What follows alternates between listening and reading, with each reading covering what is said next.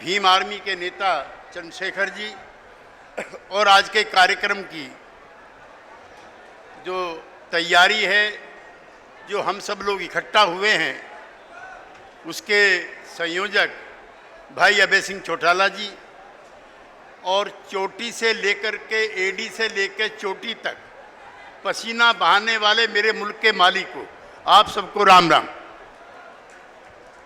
हम पिछले साल फतियाबाद में इकट्ठा हुए थे।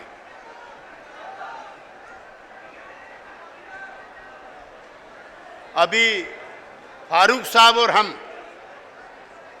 दिल्ली से और कैथल के बीच में यही चर्चाएं कर रहे हैं।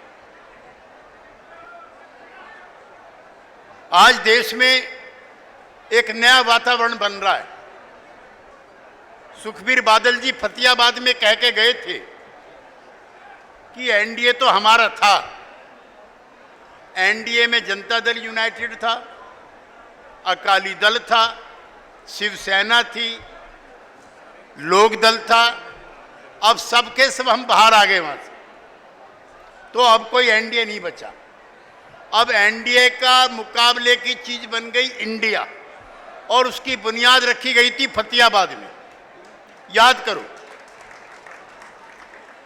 लड़ाई बहुत लंबी है, बहुत बड़ी है, बड़ी ताकत से है। जो लोग इसको नहीं समझेंगे वो इस लड़ाई को नहीं जीत सकते। और छोटे दिल से और तंग दिली से लड़ाई नहीं लड़ी जाएगी। मैं फारूक साहब का किस्सा आपको सुनाना चाहता हूं। फारूक साहब के जो पिताश्री थे शेख अब्दुल्ला साहब, 17-18 साल तक वो कांग्रेस पार्टी की जेल में रहे, बेवजह, किसी कारण की वजह से नहीं। इसी तरह से उनके राजनीतिक विरोधी थे मुफ्ती मोहम्मद सईद साहब, सारी जिंदगी उनके विरोधी रहे। लेकिन जम्मू कश्मीर पर जब खतरा आया, उसके आजादी पर खतरा आया, उसके अस्तित्व पर खतरा आया, तो सभी पार्टियों के नेता को फारूक साहब से सबक लेना चाहिए। उन्होंने कांग्रेस पार्टी से भी हाथ मिलाया और मुफ्ती साहब की पार्टी से भी हाथ मिलाया। छोटे दिल से बड़े काम नहीं हुआ करते। अगर हम लोगों को बड़ा कोई काम करना है तो ये छोटी चीज अपने दिल और दिमाग से निकालनी पड़ेगी। दूसरा उदाहरण चौधरी देवीलाल जी का है। 1987 का चुनाव था। भाई ओम प्रकाश जी हम लोगों के नेता बैठे हुए हैं। शाहिद सिद्दीकी साहब किसी गलतफहमी के चलते लोकदल अलग लड़ा, जिसका अफसोस हमें रहा।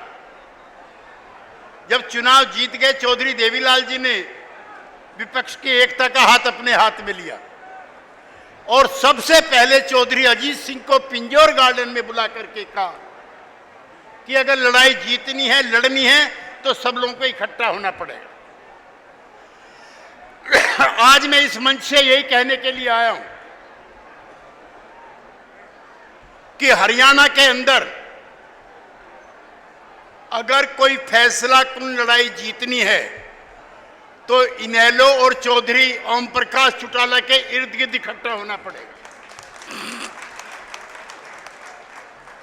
हम 10 की 10 सीट हरियाणा की बीजेपी से हारने को तैयार है, लेकिन हिस्सेदारी करने को तैयार नहीं है। ये कौन सा तर्क? आज बड़े काम के लिए चले। फारूक साहब जब बोलेंगे तो बताएंगे कि देश के सामने कितना बड़ा खतरा है। 750 किसान शहीद हुए इस लड़ाई में, और आज भी मिनिमम सपोर्ट प्राइस नहीं मिला। अभी धान की फसल लहरा रही है। फारूक साहब कह रहे थे बड़ा अच्छा धान है। मैंने कहा धान तो अच्छा है, लेकिन दाम अच्छे नहीं मिलेंगे इसके। लिहाजा सारी अगर लड़ाइयों को लड़ना है तो इकट्ठा होना पड़ेगा। नंबर 1। नंबर 2 में हरियाणा के जो साथी बैठे हुए हैं, मैं चौधरी चरण सिंह के साथ भी आया हूं, चौधरी देवीलाल के साथ भी आया हूं। आपने जलवे देखे हैं। चौधरी साहब के बनाए हुए दर्जनों मुख्यमंत्री थे। चौधरी देवीलाल जी की एक तस्वीर में देख रहा था बहरोड की। इधर बैठे हुए लालू यादव मुख्यमंत्री बन गए। दूसरी तरफ बैठे हुए मुलायम सिंह यादव मुख्यमंत्री बन गए। तीसरी तरफ बैठी हुई है बहन सुमित्रा सिंह, वहां की स्पीकर बन गई। दूसरी तरफ बैठे हुए हैं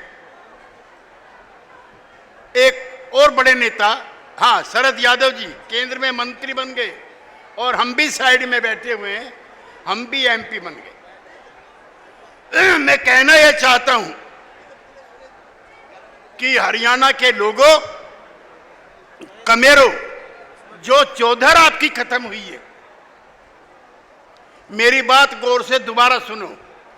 जो चौधर आपकी खत्म हुई है, जो चौधराहट आपकी खत्म हुई है, उसे इनेलो वापस दिला सकता है और कोई पार्टी नहीं दिला सकती।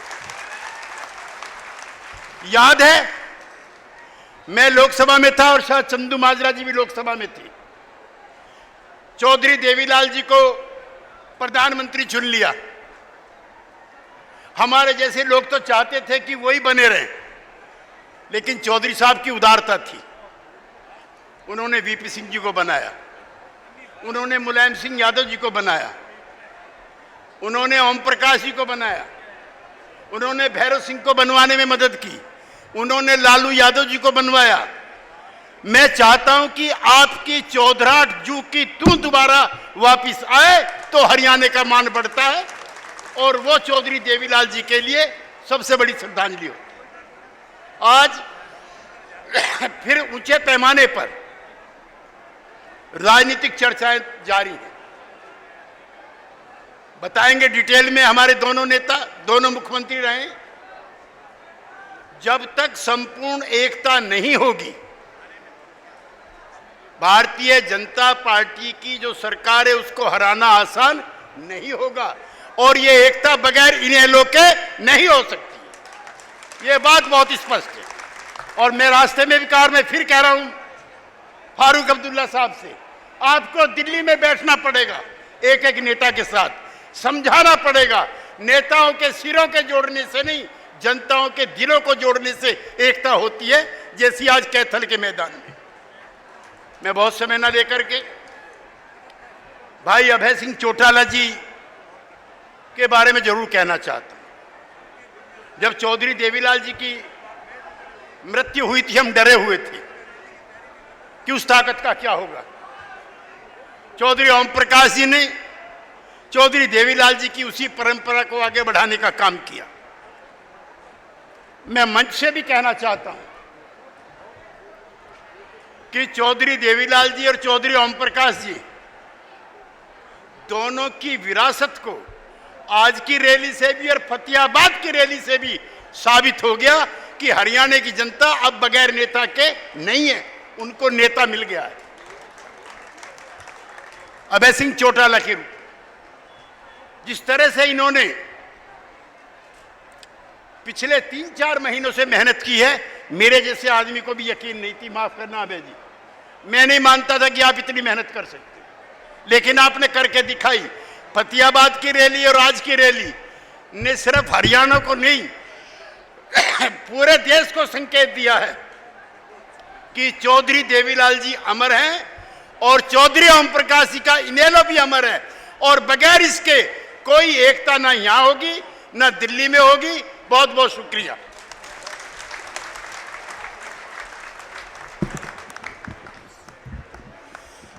हिंदुस्तान में किसान मजदूर की आवाज आदरणीय केसी त्यागी जिंदाबाद।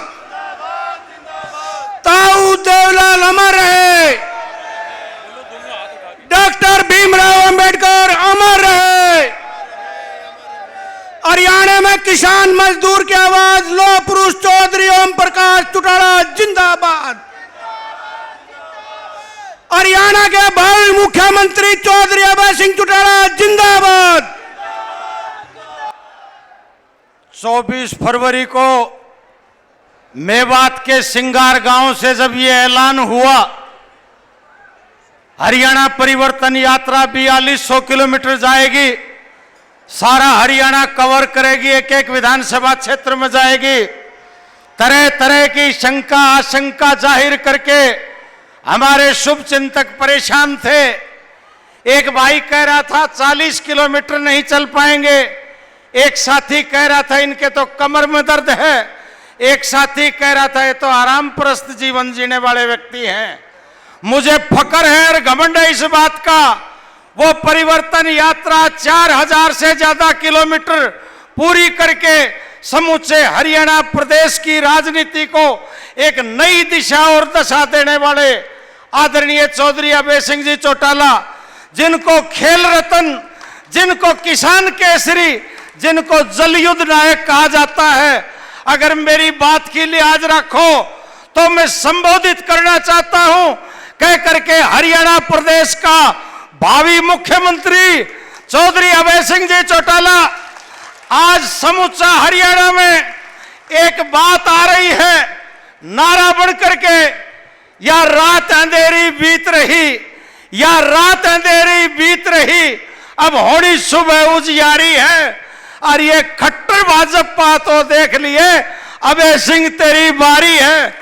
और मैं सादर आमंत्रित करना चाहता हूं आदरणीय चौधरी अभय सिंह जी चौटाला, आज ये लाखों लाख लोगों का जन समूह आपके हुक्म का मुंतजिर है।